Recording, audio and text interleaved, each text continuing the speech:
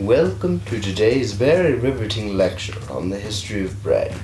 Be sure to take notes and pay very close attention, because one day you may find the loaf of your life who happens to need dough to live. By the way, I'm sorry if the video is grainy.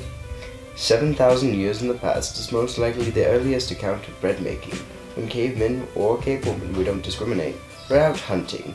They found some sour meat and were so disappointed that they started grinding the wheat between big stones and mixed it with water to make bread cakes.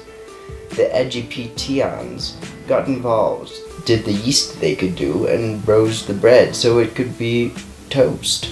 The Romans did what they do best and stole the Egyptians' bread and started putting their own stuff in it and claimed it as theirs. And the people who make bread got special privileges. Those people were the bakers. They allowed the bakers to do stuff that regular Roman slaves were not allowed to do, because they were very important in Roman society. The Romans would put such stuff as nuts and honey into their bread to make it rather riveting and rather delicious. And the one thing that bakers couldn't do was go to the arena and watch gladiator fights or the Olympics, because things might go awry.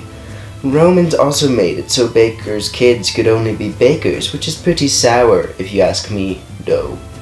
Vikings also liked bread and stuff, but their bread was flat because they always pillage other people's stuff, and that's not very nice. Then came the Middle Ages, and there wasn't too much wheat to go around because of the Civil War and floods and frosties and other stuff like that, which destroyed the wheat.